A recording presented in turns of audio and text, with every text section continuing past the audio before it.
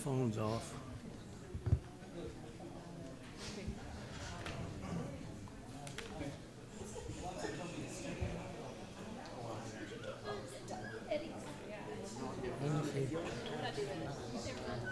After Tracy reads the proclamation, they just asked Jack Connor to say a couple words. He's here. He's right there for about manufacturing month after she reads the proclamation. Okay.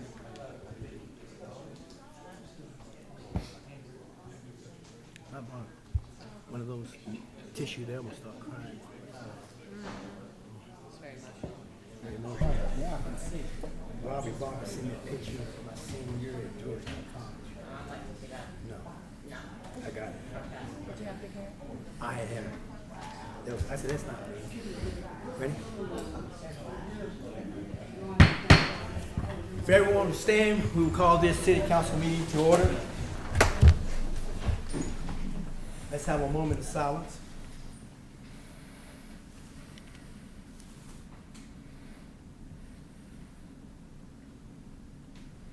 Thank you. At this time, we'll ask Councilman Mark Showalter to lead us in the pledge.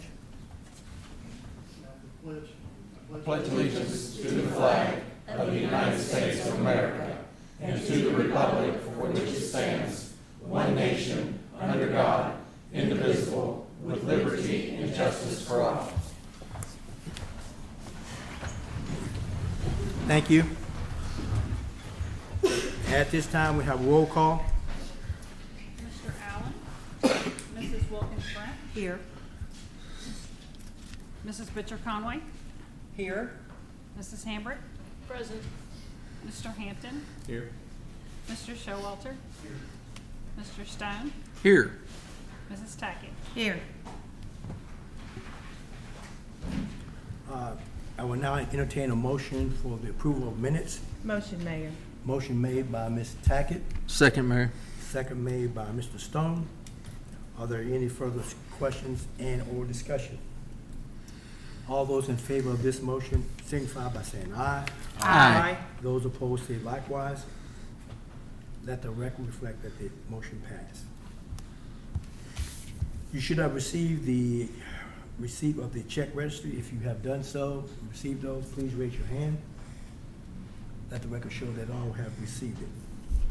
At this time, we have public comments. I want to remind you, you have 4 minutes to stand. Please say your name and what you want to talk about.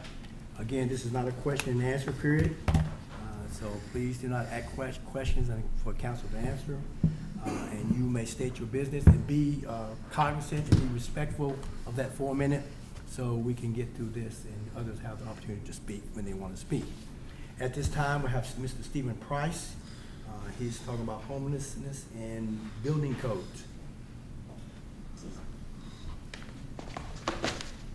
I'm Stephen Price. I'm born and raised here in Georgetown, grew up here most of my life.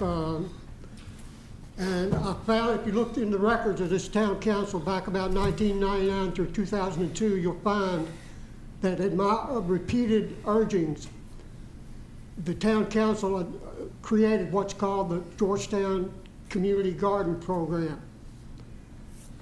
I have benefited from horticulture from the days my grandmother introduced me to horticulture as a 5-year-old. I've been raising crops ever since.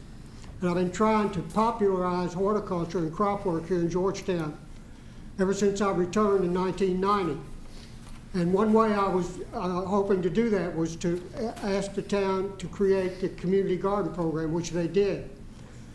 And the reason I'm here tonight is to try to link in your minds the idea of community horticulture and the idea of popularizing horticulture and popularizing crop work, making crop work accessible and desirable for everybody, including you, who set a big public example for the population in general. If you would lead our population into horticulture and crop work, we would solve a lot of problems, most important of which is crime reduction. I walk everywhere I go. I realized a long time ago that driving is too expensive and for me, and too disabling for me because it requires sedentary habits. It cultivates sedentary habits. So I quit driving in 1999, much to my benefit.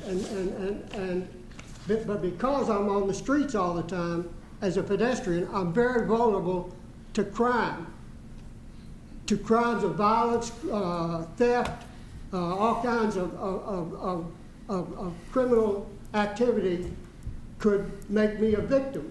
So I have a real interest in seeing that people have homes to live in and that people are gainfully occupied and don't have time to commit crimes of which I could be a victim. So I was made aware of this agenda tonight that includes a woman named Candace Whitehouse, who is apparently the officer you have engaged to address homelessness. And I want to read to you an ordinance, a statute. This is from Kentucky Revised Statutes. This was drafted by the Kentucky legislature. It's KRS 198B.060, item 3. Urban county governments may determine service districts within their boundaries within which farm dwellings shall be, I'm leaving part of this out to shorten it and simplify it. Farm dwellings shall be exempt from the requirements of the Uniform State Building Code. I'm going to repeat that. Farm dwellings in urban county government territory shall be exempt from Uniform State Building Codes. That is, I should say, if they're fewer than 10 occupants. They have to be fewer than 10 occupants. Okay, what that means is that any structure in which someone sleeps, if that structure serves farming, which farming could be defined as horticulture and crop work, if that structure serves someone, someone sleeps in that structure who raises crops, then that structure is exempt from the Kentucky Uniform Building Code. And that, if you think about that, if your homeless clients could be persuaded, Candace Whitehouse, to raise crops, then they could live in a tent legally under this statute. And that would simplify her task.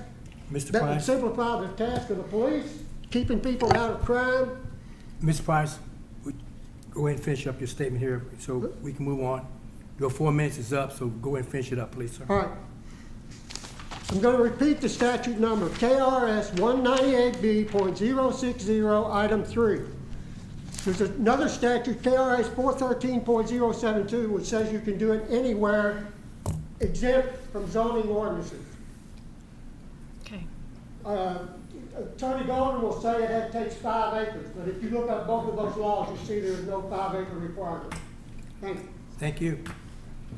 Next, at this time, we have Mr. Dan Holman on the Boston community.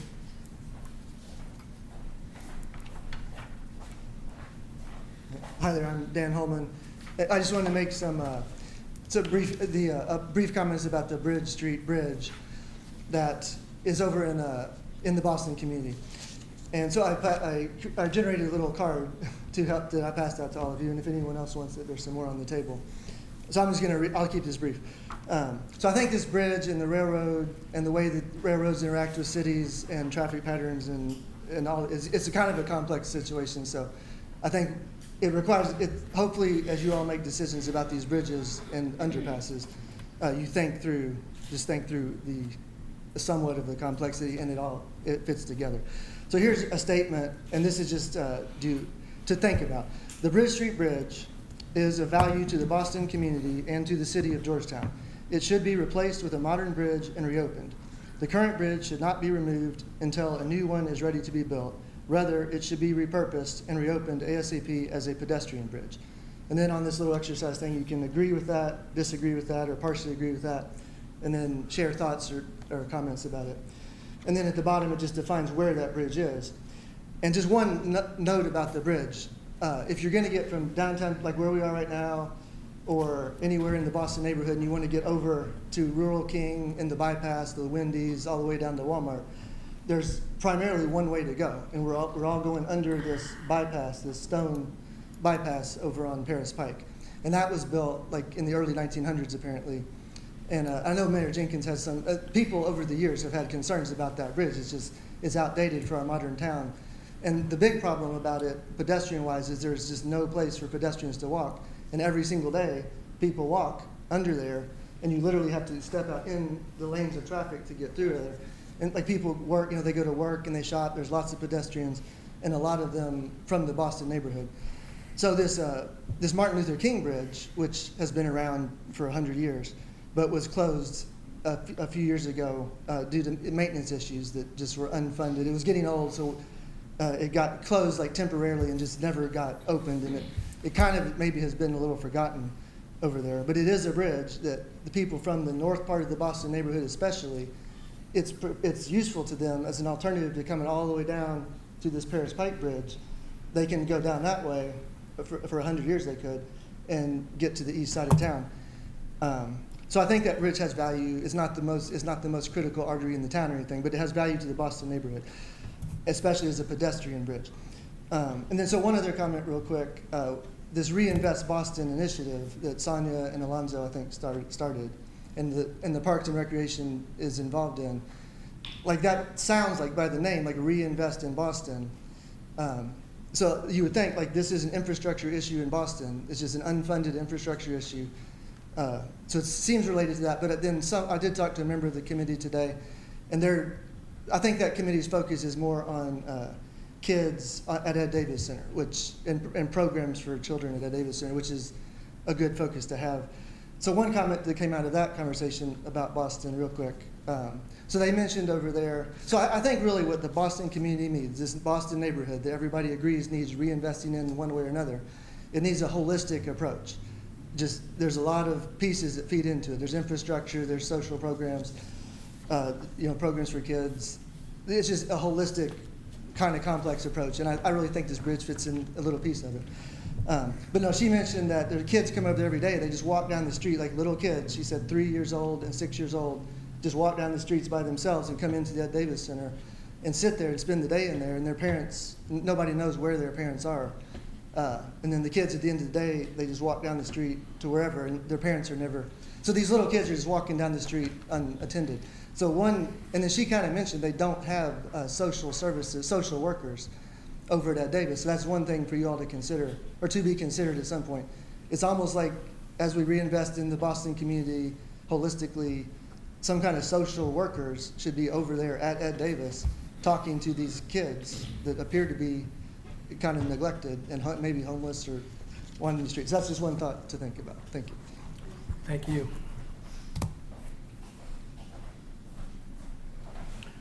All right, is there anyone else who wants to make a public comment that did not sign the sheet or would like to make a statement? If not, we're gonna move on to mayor comment. But before we do that, during the mayor comments, we got a proclamation recognizing October as Manufacturing Month. And so, yeah, while Mr. Connors is waiting, I'm gonna read the proclamation and then we'll go from there. Manufacturing Month, October 2023. Whereas manufacturing is a dynamic and robust industry crucial to the health and strength of Georgetown, Scott County, Kentucky's diverse economy, and whereas manufacturing-related workers generated over $1.28 billion in gross wages from Georgetown, Scott County jobs in 2022, the largest total payroll among private sector industries, and whereas Georgetown, Scott County manufacturing and related employees account for over 58% of all employment in Scott County, and whereas manufacturers in Georgetown and Scott County pay an average weekly wage of $1,428, and whereas the Georgetown and Scott County manufacturing sector continues to diversify and expand, which significantly contributes to the broadening of the economy and offering unlimited potential for growth. And whereas Georgetown and Scott County's high standard of living and economic vitality is due to this strong manufacturing foundation, now therefore let it be known that we, Bernie Jenkins, Mayor of the City of Georgetown, and Joe Pat Covington, Scott County Judge Executive, do hereby recognize October 2023 as Georgetown Scott County Manufacturing Month. Mr. Connors, would you want to come I'll up and just talk a like bit to, about that? Just to add real quickly, I'm Jack Connor with Scott County Industrial Forum and the Chamber. So we don't forget our history and our heritage. We will never forget that. But for this particular month of October, I want to reiterate kind of what the proclamation says. The foundation of this community today is manufacturing. The numbers speak to it. We understand the prosperity and the good things that have happened for manufacturing for this community. So this is the first time we've actually done this. We've partnered with the Kentucky Association of Manufacturers and others for Manufacturing Month in Kentucky. This is the first time we've done it for Georgetown, Scott County. Very, very proud of this sector and what it's done for our community. Thank you. Thank you. A motion, Mayor? Do you need a motion? Motion. Okay, let's try this again. Okay, Ms. Tackett made the motion. Second. Second by Ms. Hamlet. Are there further questions and/or comments or discussion? All those in favor of the motion signify by saying aye. Aye. Those opposed to this, say likewise. Let the record show that it has passed. Thank you. A couple of comments I want to make before we start is that I wanted to make sure that everybody knows that we're talking about revenues. We've been talking about revenue things for the last couple of meetings. We've had our finance people on that, but one of them, Councilwoman Hambrick sent me some information and some questions, and I said I will address those, and I did get back with her, but I'm going to show you some of those comments that I did. And so I plan to suggest to the Revenue Commission, which I'm a part of, in that next meeting, to strengthen the power of the Revenue Commission to pursue outstanding tax revenue. We found this out in our last meeting, and it was an eye-opener of how much of and I think Judge Covington is here, and we've been well informed of the deficiencies that the revenue compliance of getting only 51% of that. So something to look at. And even talking about publishing a list of those, but it's as a possibility. But the main thing is giving them the avenue to which they can go about to collect some of these compliance issues so that we can be more in compliance and help our revenue. That's going to help everybody in general. We started the process and going forward with revenue. If you're looking at the compensation study, impact fees, restaurant tax study, so we can get the full scope of these fees and making sure it will be defensible if challenged by public. The business license fees that, just to be honest with you, is that it doesn't move the needle. It does not move the needle. And it's not really for revenue for the general fund. So it's something to keep in mind when we're thinking about that. I did talk with Fayette County, and I'm going to be talking more with them. It's that they have a business license fee, but again, they also have run into some issues on doing that because it creates problems that they never saw was coming. So I'm going to be talking more with them with that, and I'm going to get back with you on that later on. The finance committee and I are going to look into some more investment opportunities to get more bang for our buck. Lori Sanders, as you know, will be presenting at our next meeting on October the 9th. Council meeting to discuss the role and the avenues of the distribution of funds collected from the restaurant tax that we're looking at. I will also map out a plan to show the timelines and possible usage of these revenues for citizens of Georgetown and Scott County. I do agree, as a statement in comments on the council, we must step up to the plate. This council's got to step up to the plate. We got tough decisions we got to make, but we know we're going to do it with what we think the best going forward for the citizens of this community. So that was my statement back to Councilman Hambrick, and I just kind of paraphrase a little bit. I didn't want to go into a lot of detail, but we are on things. We're trying to get things done in a efficient manner. We want to make sure that we're doing everything in the right way, that we're following the right protocol, we're getting the right information, so when we bring things to you, we got everything in order so we can make a good decision. That's gonna be good for people. So we'll keep you in tune with that. Also want to let you know some upcoming events in the Boston area. The NAACP Community Health and Safety Fair will be this Saturday, September 30th, from 11 a.m. to 2 p.m. Also, the Fall Festival will be October 1st from 4 to 7. So that will be something coming up that you may want to look at on your agenda. Also, I have two other things. I went to the KLC, which is the Kentucky League of Cities conference, and as I was there, two of our distinguished council person, has got a training certificate, so they're them completing their training, and that goes to Councilman Greg Hampton and Councilwoman Willow Hammer. So I'm going to bring this to you all, and also, there you go. Congratulations to you all. Well done.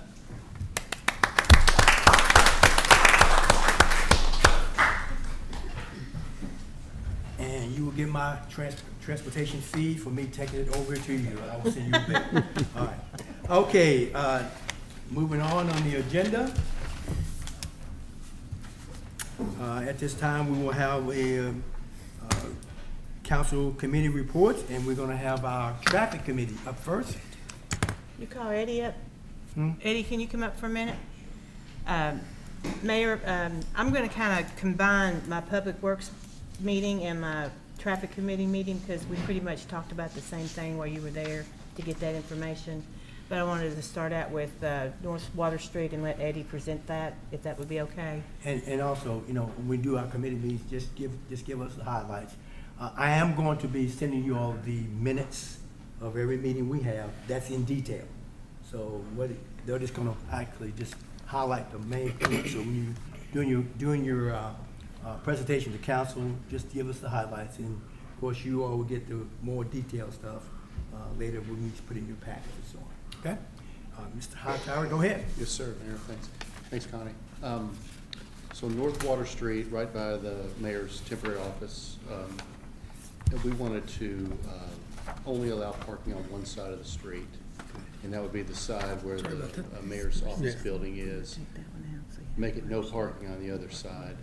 The reason being is it has become a bottleneck for cars trying to get out onto 460, and they're stacking up too tightly, and they can't get out very efficiently. And we wanted to make it parking only on one side of the street to help mitigate that problem that we're having down there. And so we would ask for you all to consider that and hopefully approve it. Yes, we would like to bring that as a recommendation to the council, and if we can do that on the next agenda would be great, if that could be added.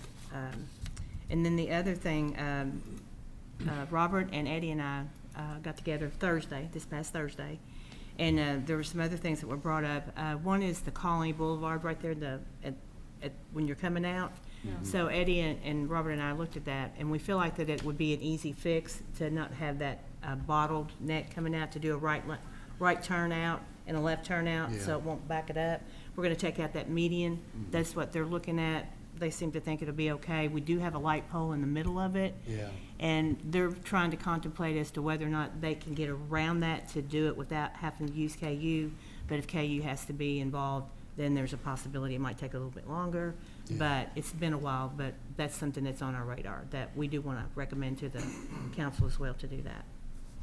And just some other things, just as far as speeding goes, when it comes to traffic committee meeting, we have someone doing some information for us to bring back. But in the meantime, the police department is going to be stepping up and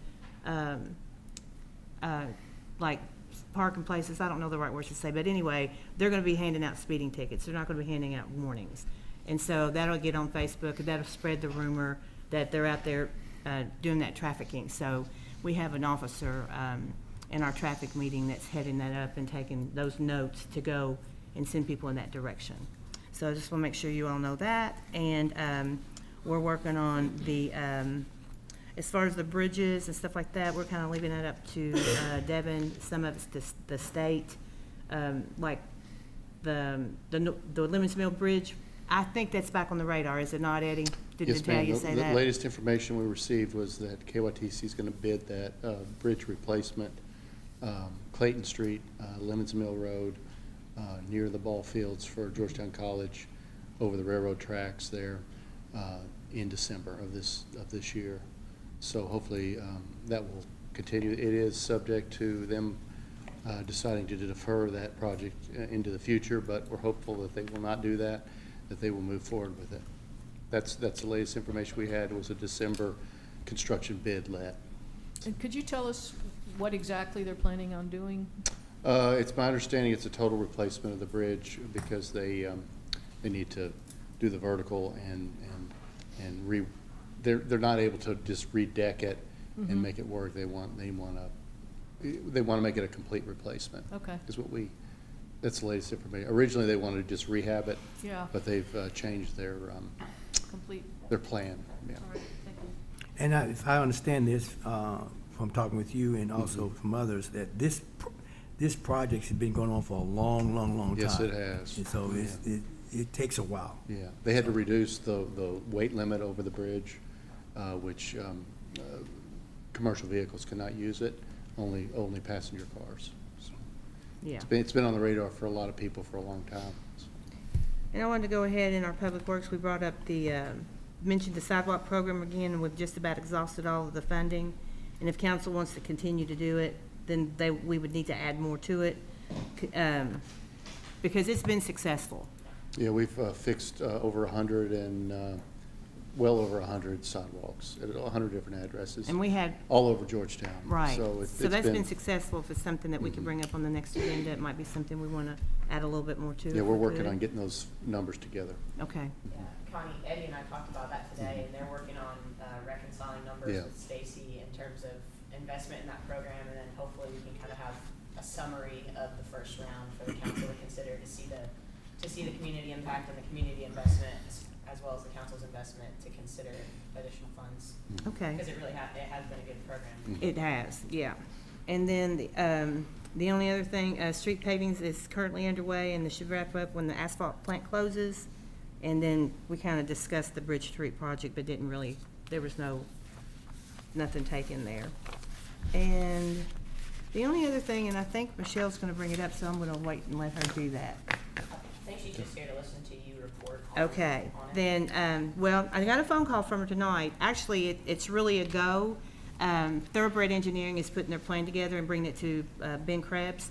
But there was a small sliver that another piece of property was purchasing, and she got a phone call today that they're going to be able to get an easement so they can have that width.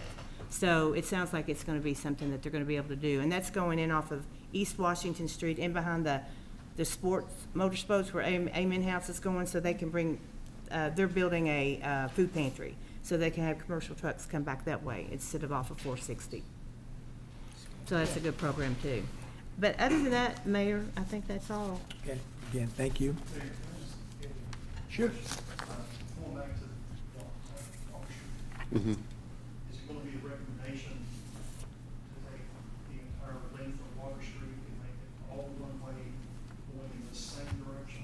It's not one way, it's just only parking on one side of the street. We're not gonna make it one No, way. that's All not. we're doing is taking parking off of Rosewater. One side of the street parking, yes, sir. Yes, sir.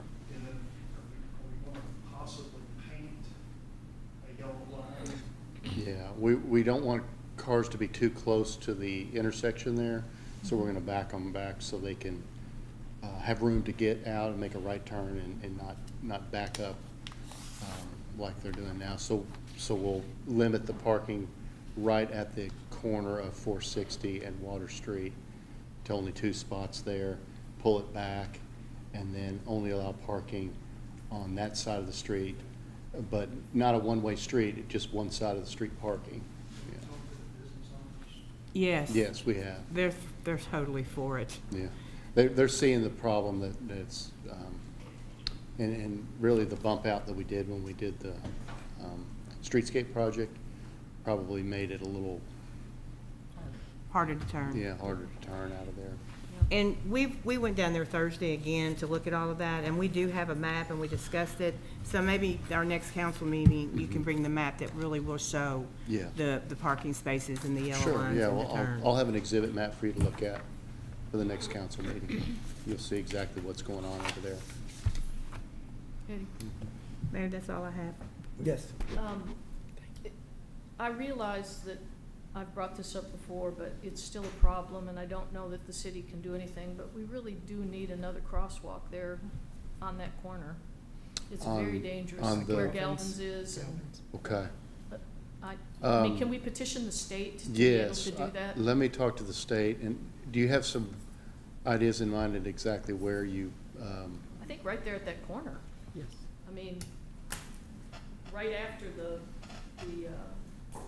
Royal Spring Bridge, so before and after on? right there at where Water Street Okay. and Broadway But- intersect. Okay. But probably okay. on this side of the Galvin 'Cause there's side. one- Street, I mean, yeah. there's- Yeah, Yeah. across that way because of the restaurants and Yes. stuff. Where the dentist office. Yeah. Yeah, where the dentist office is on the corner. Okay, okay. Yeah, we'll definitely We take a went look at that. across. Mhm. I think it would be very helpful. Yeah, and they're gonna repave that, over the bridge, the state is. Okay, So good. that would be a time that we could, talk to them about that possibility, after they pave it. Yeah. Oh, gosh, I got a couple questions. Yeah. Sorry, I can't hold it up. Wasn't that part of the project? It- Making a crosswalk there when we It was, and there is one crosswalk there now. But, I'll have to go back and look and see, what was shown on the plans, but whatever was on the plans was put in down there. There is one crosswalk there. I don't see On one. which side? I don't see it. It's on the city side, should be. I don't see anything painted on the road. Unless well, let me go back and look at that. Yeah. I may have, Well, they've got to redo that, the patchwork that Blacktop in there. yeah. Right. That's part of the problem. Maybe That's that's. probably, when they finish that, they'll put it in. Is the paving right there in that area, Yeah, Is you that know where it's real supposed to be rough, done? they got to redo that. is that gonna be done before the end of this year or sometime next spring? I need to call the state, because they're gonna do that under their, under their service work, and find out what their schedule is on that. I haven't spoken to them in a while. I know they're gonna do it, I don't know when. Yeah. Just to be clear, where I'm talking about is from the dentist office. Right. Across the street to where the new construction is on the corner of Water Yes. Street. There's a crosswalk there, or it was scheduled to be there. Okay. Now, if it got compromised when we did our trench cuts, which I suspect that may be the case, we'll have to go back and get those put back in. Seriously, people are just, Yeah, They don't even. it's a runway. it is, it's dangerous, it is, Thank you. definitely. Thank you. I'll follow up with you all on that next time. Okay. All right. That all? Ms. Tackett? There was one other issue I wanted to refer to Ms. Brent, is that, where the parking is up there on Woodlawn, Robert and his crew is gonna put a yellow stripe there to keep people from parking. That's gonna be done in the next little bit. That's up to them when they get their stuff. But other than that, Mayor, that's all I have. Thank you. Okay, I think finance? Thanks, Mayor. We met on September 18th at the Police Department Community Room.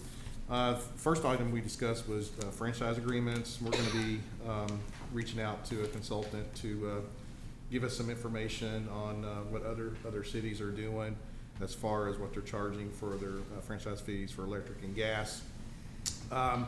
The next item, we're still looking at cell tower leases. We brought that up, I think maybe a couple of meetings ago, so that's still on the table. GPD has requested new vehicles. We have an item on the agenda tonight, so I won't go into that too much. And also, with the we have a property tax ordinance that is also on the agenda that we discussed. A new vendor checklist that Stacy is developing to evaluate property, being evaluated for property and occupational tax compliance. We're looking at that. Fiscal agents. The requests for quotes are due by 10/6, and the Finance Committee plans to interview 3 institutions. The 911 center, we're looking at activating another teller console that will probably be brought before the council in the near future. And then, as the mayor discussed in his comments, we discussed impact fees and restaurant tax. So, Okay. thank you. All right. And again, you would make sure that you send those to Wendy, your full text, and we'll put it in a packet and we'll get that to the council. Okay? Yes? Do you have a timeline for how, or a timeline for when some of these might come to a proposal? Are you still needing to hear from consultants, or? So the development impact fee request for qualifications went out, I don't know when it was advertised, but the qualifications are due on Friday. So we'll have those in hand, and a qualifications base, there's no cost involved in the proposal, so we'll evaluate the firm that's most qualified to meet our needs and help us develop that scope of work, and then we'll negotiate a price, and that will come back to the council. So that evaluation process, usually we try to get a committee together. It usually takes a good week, but I mean that contract could come back to the council in October. I think that's reasonable to say. Maybe the second meeting in October that contract could come back. The restaurant tax update, Lori Saunders will be at the next council meeting to present to the council about, you know, opportunities and ways that the Tourism Commission foresees that if the council, you know, chooses to go that route. Was there another one that you wanted a timeline on? The fiscal agent, like yeah. Greg mentioned, that's. And so that's out, we're trying to pick the right one, the right Yes, price? and that's not just, you know, a lot of times you get a company to help you issue bonds, and we're looking at a more holistic approach. How can we best utilize the funds on hand? How can we best financially plan for projects that the council wants to undertake? So it's more of a financial advisor role as opposed to the limitation of just, you know, somebody to go to the bond market for us. Okay, that's good. Mm-hmm. Yeah. Thank you. Yep, Okay. absolutely. All right. Thank you all for your committee reports. Now at this time, number 8 on our agenda is our quarterly update. One of the requirements we asked that our new Director of Affordable Housing and Homelessness Prevention, Candace Whitehouse, she's going to give us an update. Thank you, Candace. Hello. Hopefully you have in your packets my quarterly report. I won't go over every single thing on there, but to highlight some of them, I've been working a lot with planning and zoning on trying to help some nonprofits with some rezoning, then also looking at our comprehensive plan to make sure there's language in there that has goals for this office in the comprehensive plan, so that way we are working together. And then also looking at what other communities are doing to encourage affordable housing and allow people to come up with creative ideas on how we can move forward with this issue. And then working with the Gathering Place and Joe Pat to move the White Flag Shelter forward. That's been something going on for a couple of years, but really looking at how we can make that program better this year and keep continuing to serve more folks with that program. So doing meetings with them so that way we can figure out what the next steps for that program is. Could you explain a little bit more about what that is? Yes. So the White Flag Shelter is a program in agreement with the city and county and the Gathering Place, and it is open for folks in cold weather. So if it's below 32 degrees, then they can go and be in shelter from 8 p.m. to 8 a.m. And that is a no barrier shelter, so folks can come in pretty much any state and be able to stay there and be safe and not be out in the elements. And the Gathering Place is partnering with us in providing like the facility and the staffing to be able to run that. Okay. Yeah. And then as far as trainings, you can see what I've been doing there. Some really good ones that I wanted to note is we were accepted into a housing solutions workshop.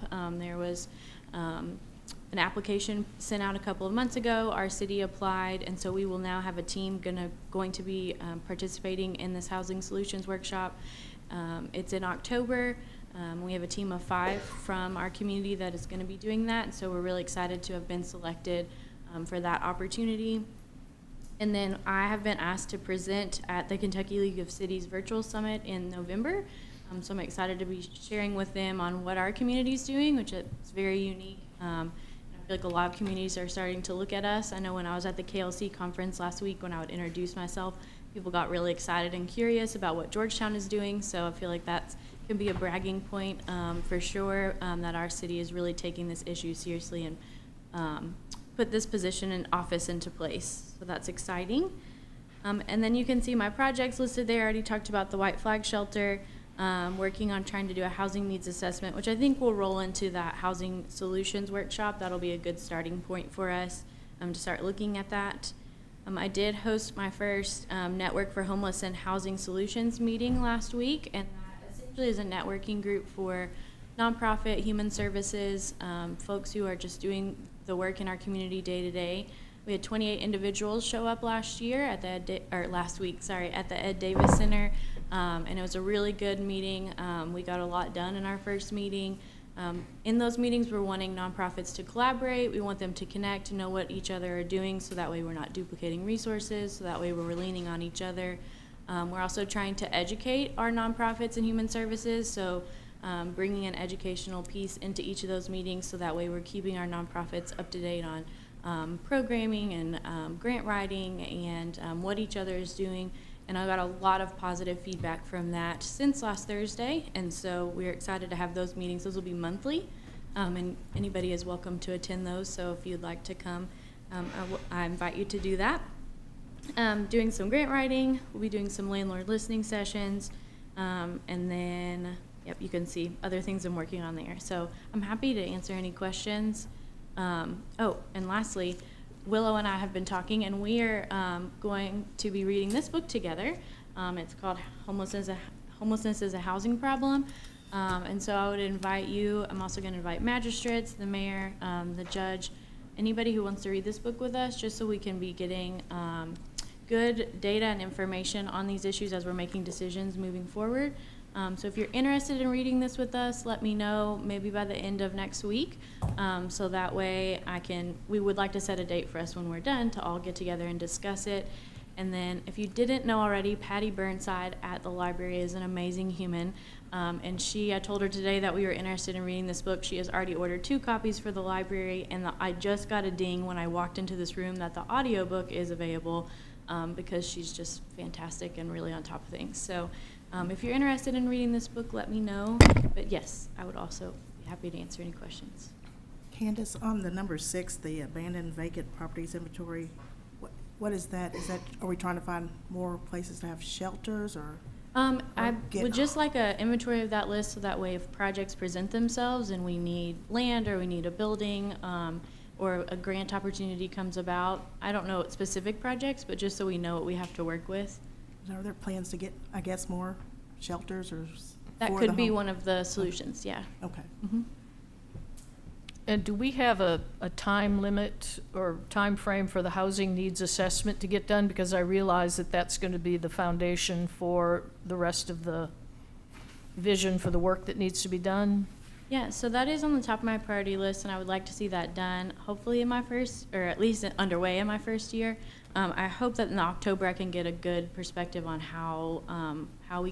what we want to do with that and the timeline for that. Okay, and we've recently gotten a grant, is that correct? Or we're just working on some grants? We're working on grants, yeah. Okay. Mm-hmm. The application process that Candace talked about it was less of a grant, but it was an application-based training. So not Okay. everybody gets in, and you had to commit 5 people from your community. I think you picked a really good group. We have a planning and zoning representative, a nonprofit representative, a housing authority representative, a law enforcement, and then Candace. So it's a really diverse group of folks who directly impact specifically the homeless population, but certainly the affordable housing side as well. Yes. They were very impressed that our law enforcement was interested and wanted to participate. They'd never had that before, so. Yeah.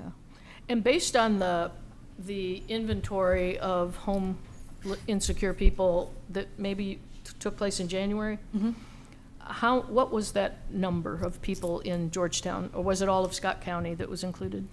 I think it was somewhere around 70, Michelle, I don't know if you remember, somewhere around 70. for that night, which is representative, also not representative of the homeless population. That night, HUD's definition of homeless is pretty strict. You have to fall into some pretty strict categories. I know that Serena over at the Amen House, their last fiscal year, they served 823 unhoused individuals, and those are unduplicated. How many? 823.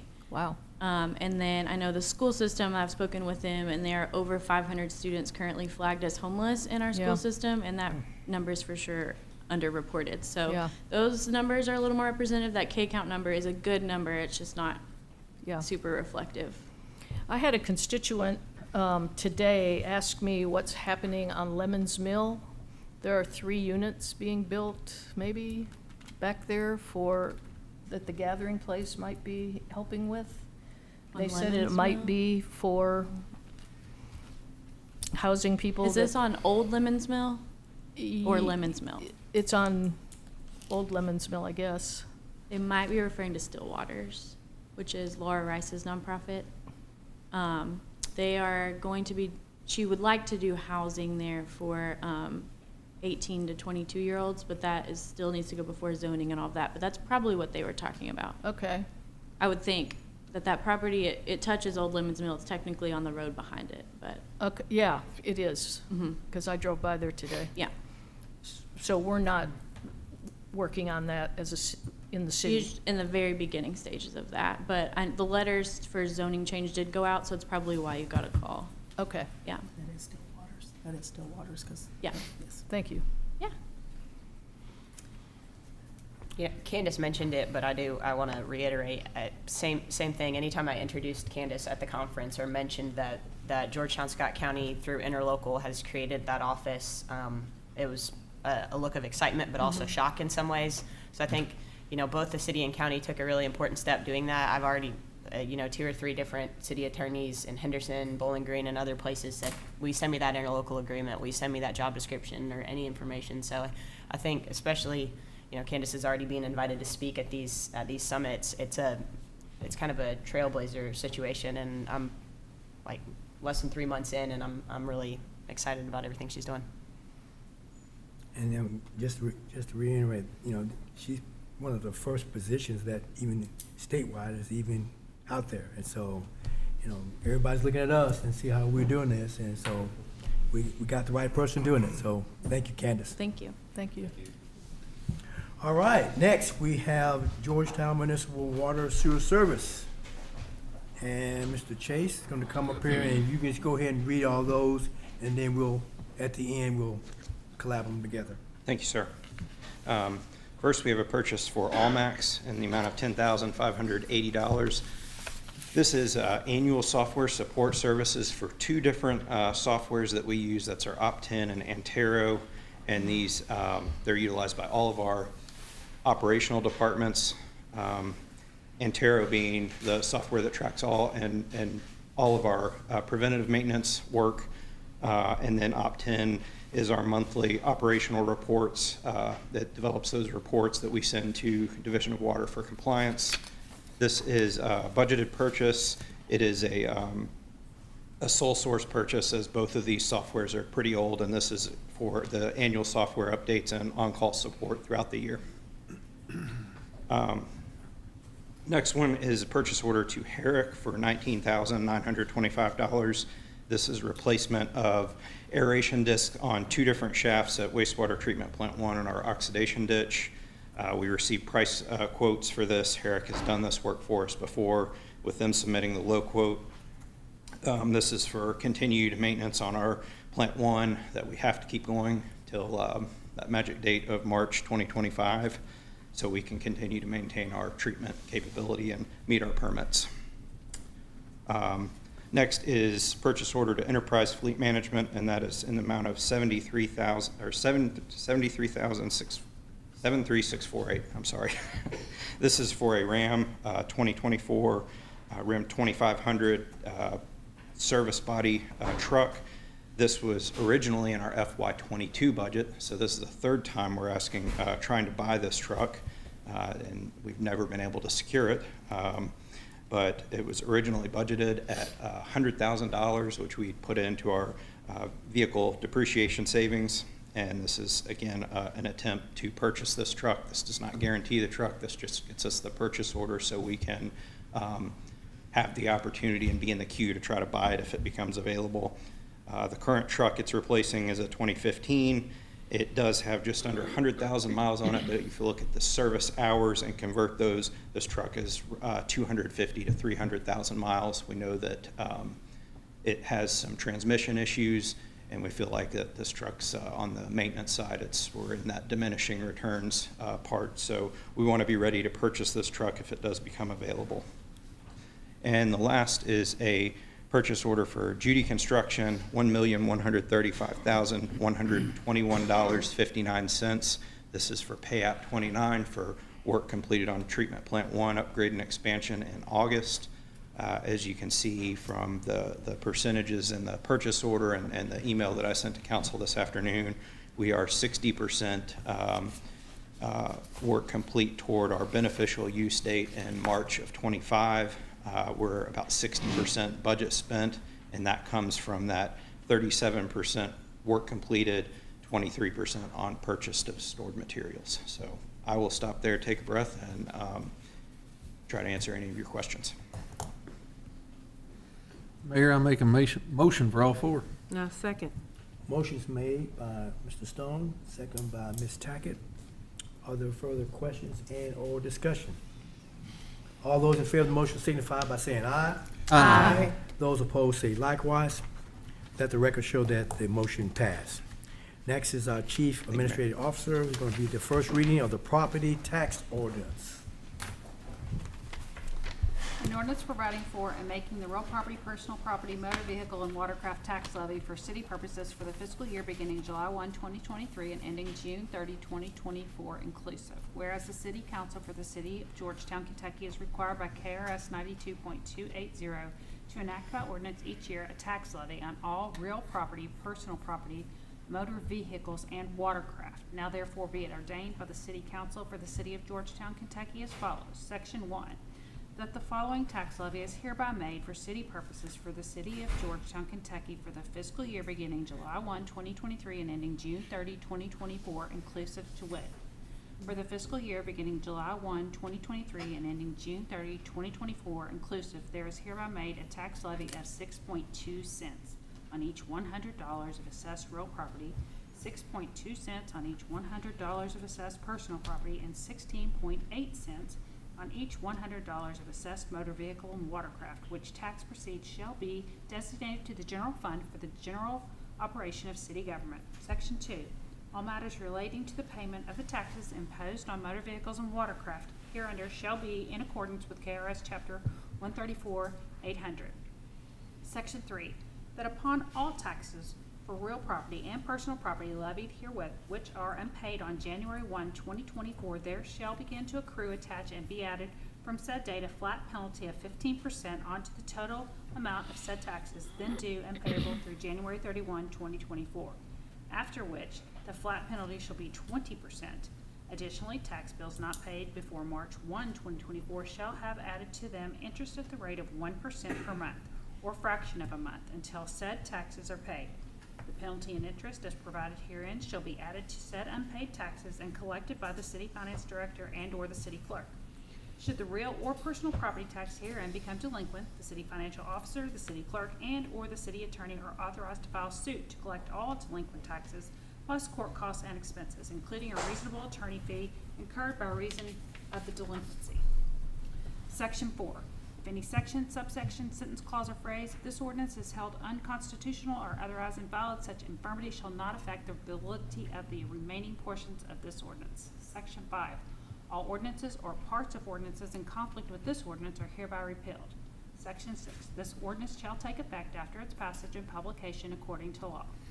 Publicly introduced and read for the first time September 25th, 2023. Thank you. Next, we have a municipal order. We have a couple questions. Yeah, question. The numbers that are in section 1, where are they at now? Are we taking an increase at all on the numbers, or are the numbers staying the same? 2022 tax rate was 6.4 cents. The 4% rate for 2023 is 6.2. As you'll remember, property taxes are like a scale. If assessments go up, the rate goes down. So because assessments in the city have gone up, the rate that will allow us to capture 4% more revenue is actually lower than last year's rate. But it's all going to be dependent on, obviously, each individual's assessed value, what their tax bill is. So that's what we try to look at. Typically, we consider either the compensating rate or the 4% rate. The budget we adopted did incorporate the 4% rate, and that's one of those things we've talked about in our revenue work session, especially obviously having one of the lowest property tax rates in the state, that if we don't take the 4% each year, we continue to get behind. Any year you don't take it, you lose it forever. So yes, the rate can go down, but still generate more revenue. So what is the recommendation from the Finance Committee and also Well, the recommendation from the Finance Committee, I mean, we take the 4%, which is allowed to us, so we don't get further behind on our tax revenue. Okay. And we will have the public hearing at the next meeting, at the second reading, Okay. which is what's required to take the 4%, is to have the public hearing. What is our delinquency rate, and what are we having success in recouping? Typically, it's very low, 1% or less. We usually have collected 98, 99% of our property taxes. Great. So it's a very low delinquency rate, and Tracy does send out, I think, a second round of billings each year. Fantastic. So. Thank you. Okay. Any other questions? All right, the municipal order approving the cost of the EMS station Lexus Way. Yeah, so, and I know Judge Covington's here for this topic. He graciously offered to be here to answer any questions the council might have. I know we sent out specifically to the Finance Committee, but I believe to the whole council as well. This project was initially projected to cost, just for the construction, no FF&E, furniture, fixtures, and equipment, no, there are a couple other costs outside the project, but it was projected at $5 million. So the city council last budget, actually the last budget last year and this budget, allocated $2.25 million out of our ARPA funds. So no general fund dollars have been allocated to this yet. The bids came in at $7.9 million was the low bid. As you'll see in the packet with that final sheet, the county's done a lot of value engineering through Branstetter Carroll and has shaved a significant portion of the project down, found ways to, without compromising the integrity of the building and the functionality of the building, to cut down some of those costs. So the price in the municipal order is reflective of all those scope reductions and value engineering efforts. So if you've got questions about the project or the bidding process, I know Judge Covington would be glad to answer them. He has been very communicative with the mayor throughout this entire process, because obviously it's a heavy lift, and it's going to take more than was initially contemplated. If you'll recall, the land for this project was donated by Toyota. It's the same property where the Fire Station 4 conversation occurred. They did leave in the project the grading that would be required if and when the city council approves the construction of Fire Station 4 to connect right there. So that's one part of the project that wasn't cut. So that's nice to be a 50-50 shared cost as opposed to just a city cost. But like I mentioned, Judge can answer any questions. The one thing that is pointed out in the municipal order, but I also want to point out and really express, is that this project doesn't reflect FF&E, doesn't have a contingency budget, and it also, in addition, there's going to be a Kentucky American water line extension that's going to be required, and those will all be shared costs that will likely come back as part of the EMS budget that the city will be presented with next budget season. So those are things that will come as part of the budget, not as a necessarily a separate request, but just something to keep in mind. I do have a question. So in essence, it exceeds up to $1,327,687 is over and above the ARPA fund? Correct. Any money that's allocated, so our 50% of the project that's reflected there, subtract 2.25, and that's what'll be reflected in a budget amendment. So is the recommendation from the Finance Committee and the mayor to pay that out of our general fund? It would be a budget amendment. It'll have Okay. to be, yeah. Would that be it, Greg? It would come through as a budget amendment. Okay. Thank you.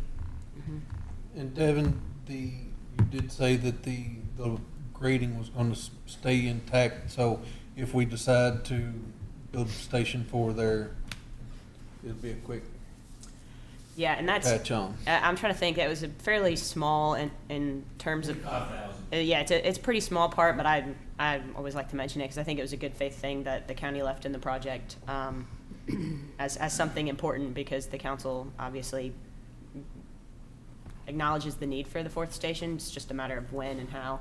So, But the infrastructure's designed to accommodate the addition. Right. easily. thank you, sir. I'm gonna go on the record, no offense, Judge, no offense, Mayor, I don't like this at all. But I don't know that we have a choice now. I really don't think we have a choice. If, it's my understanding, It's not a good situation. it's my understanding that I think that we thought that this would come out of our next budget cycle, is that correct, or my? Well, by just through the cadence of the project, we'll be build, and yeah, you can approach the podium if you want to talk about it. But our portion that we've already allocated via ARPA, I mean, it'll be a carry forward essentially. Just to touch on this, when we started this project, it was a result of a capital projects needs assessment and had public input. We had information from EMS about what they projected as where our most needed station would be to most efficiently impact response times across the county. Right now, we're sitting with Broadway, Sadieville, and Stamping Ground. With this plan, the domino effect is that we will have two stations at the new station. We'll have 2 ambulances, and then we'll have ambulances at the Broadway station as well as Stamping Ground in Sadieville. We're spreading out our infrastructure, and additionally, we'll move an ambulance to Jacobs Lane to that station. And you're really dramatically impacting response times across the community. And I think one of our biggest jobs is to serve our community. And I did my darndest to make sure that this building meets the needs of our community now and in the future. And not only is it meeting the needs for response and critical care, but it's also meeting the needs for training and trying to help provide future EMT and paramedic staffing right there out of that building. And we designed it to be as efficient and affordable as possible. But the reality is inflation in our economy has dictated that bid number. And we looked at every way we could to value engineer the building even less than what it was. But if we cut anything else, I thought we were really being short-sighted and really negatively impacting the scope of the project, which would negatively impact our services and our future educational aspects and programs in the building. But I can assure you that we did our due diligence of trying to be good stewards of tax dollars, but at the same time meeting the needs of a growing community. That area is growing like gangbusters. And we're not the same community that we used to be. And we have to make plans now and for the future for this type of critical care responses. And, I just want you to know that we've done everything we can to make this as efficient and be as good stewards of tax dollars as we could. This is not a Taj Mahal station, but it meets the needs of a community that's growing. And when we're talking about, EMS services, we're talking about people's lives. This is not a luxury. This is a necessity. And by adding this station and then the domino effect of the plans of the rest of the proposed changes is really going to impact our care. So I'm proud of what we've done. I wish the cost was less, but I think that we cannot push pause because it impacts people's lives. So I'll answer any other questions. All right. Thank you. Do you need a motion, Mayor? Thank you. I need a motion. Motion. Motion made by Ms. Tackett, I'll second. second by Ms. Brent. All those in favor of the motion signify by saying aye. Aye. Those opposed say likewise. Motion carries. Thank you, Judge. Thank you. Next is the fire department, is talking about resolution accepting grant funding. So you'll notice that this resolution includes 3 different grants, pretty small dollar amounts, but our policy requires that every grant be accepted by the council, and it does not provide a de minimis figure. So these are, I think it's a good example of the fact that our departments are pursuing grants no matter how big or small. So Assistant Chief Johnson at the fire department has pursued these, and you can see the uses of the funding. Right. May I have a motion? Motion, Mayor. Motion made by Mr. Hampton, Second. second made by Ms. Conway. Are there further questions and/or discussion? All those in favor of the motion signify by saying aye. Aye. Those opposed say likewise. Next, we have the police department. We have a municipal order approving a MOA with the Scott County Board of Education, school resource officers.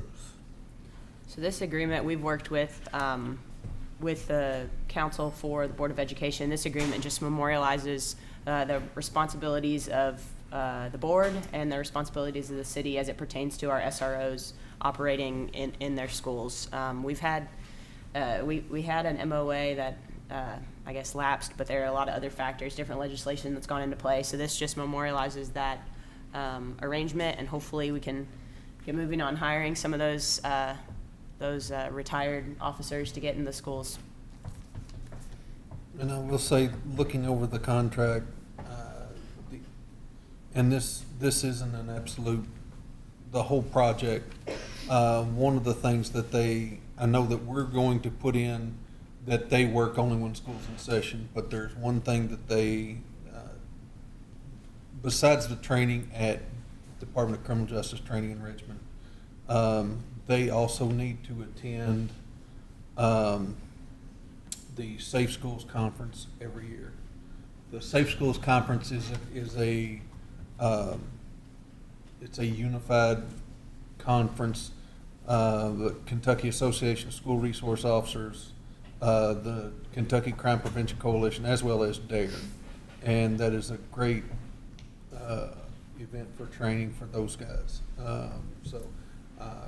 That would be the only other thing that I would include that they need to attend, because that's a great place for those to network and because they'll be at school. When the school's out of session, they need to go. So I'll make a motion that we approve this contract. Second. Motion. Motion was made by Mr. Stone, second by Ms. Hambrick.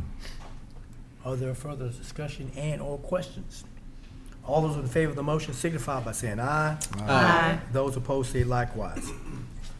Let the record reflect that the motion carried. Next is the municipal order approving surplus.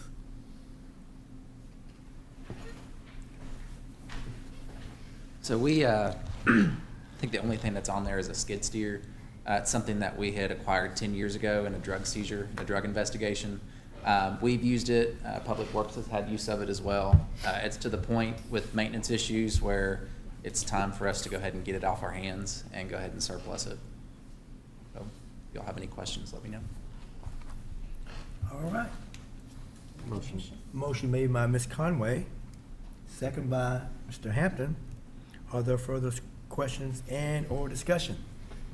All those in favor of the motion signify by saying aye. Aye. Those opposed say likewise. Let reflect that the motion has been approved.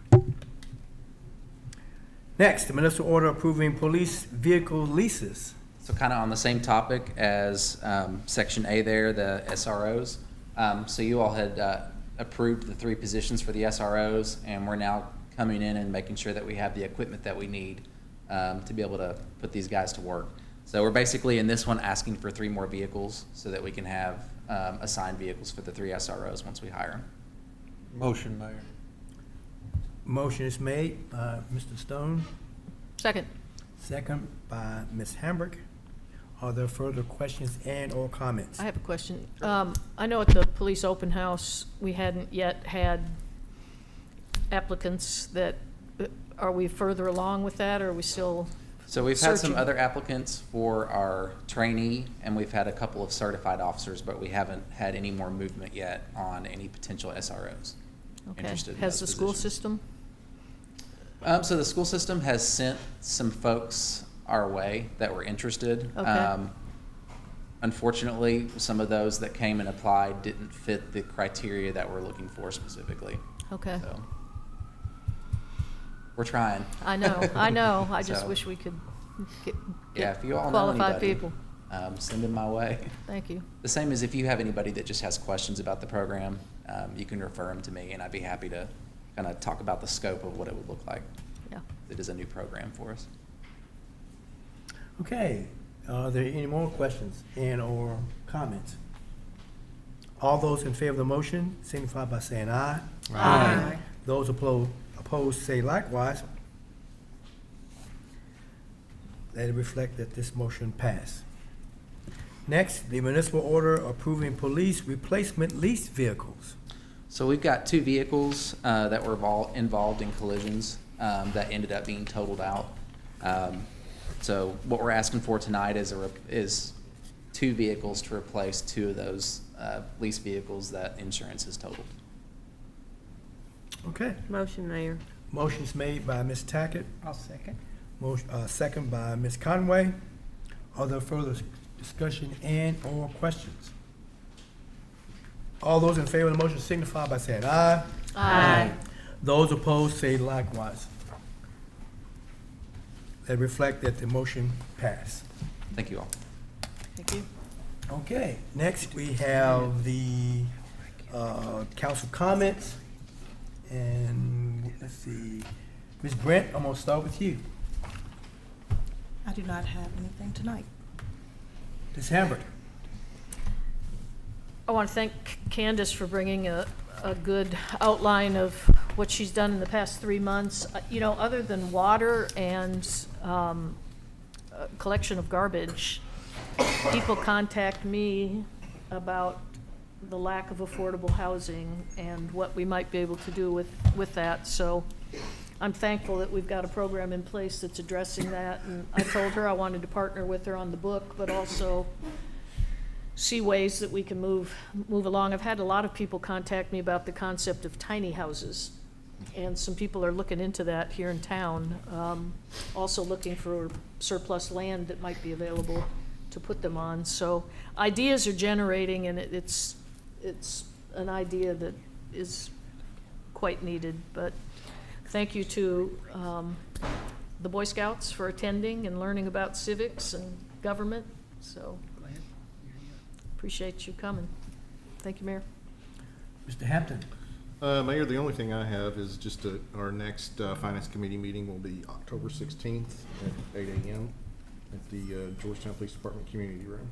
And as Willow said, thank you all for coming tonight and being part of the meeting. Mr. Showalter. As the council members already previously said, to each of you on the second row here, thank you so much for being here tonight. Well, I have listened for the past hour and 15 minutes. So thank you. Several items. Connie had quite a bit of information that she shared earlier tonight. Listening, just want to make sure that 2 items specifically come to us at our next city council meeting that are on the agenda. And that is the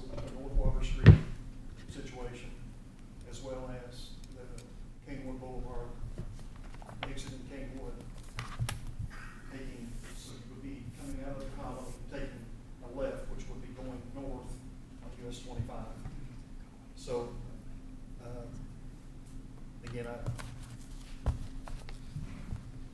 it is my hope, really it's my expectation that both of those items are on the agenda at our next meeting. I'd like to have both of those items on the agenda. I've got one other item, out of respect for Mrs. Brent. We have a fire committee meeting on Thursday at the police station. And I want to wait and present an item that I want to have on the agenda at the next council meeting as well. But I want to at least go through the fire committee before we bring it to the entire council. So I'll say more about that Thursday at our fire committee meeting. Okay. Thank you. Yep. All right, Mr. Stone. Thank you, sir.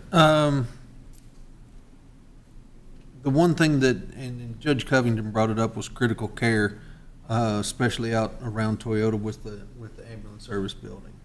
I think that we do, and I know we discussed it before, and it's coming. It's just one of those things that's not coming probably as fast as it needs to be. Is the Fire Station 4 and Fire Station 5.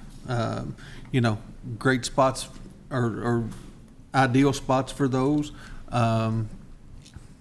Chief Thompson brought it up. One's Canewood for Station 5, and Station 4 is out by Toyota, because we have people outside the 4-minute response time in those areas. So I think that's something that we desperately need to work on sooner than later. So that's all I've got. Thank you, sir. Ms. Tackett. I'd just like to thank the Boy Scouts for coming. I hope we didn't bore you too bad, but it is part of government and community, so thank you for coming. And I appreciate Judge Covington's, the way he presented how it all came about and the need that's there. And that whole picture makes a lot of good sense as far as ambulance in people's lives, so I do get that. And then I just wanted to say it's a good meeting tonight, and thank you very much.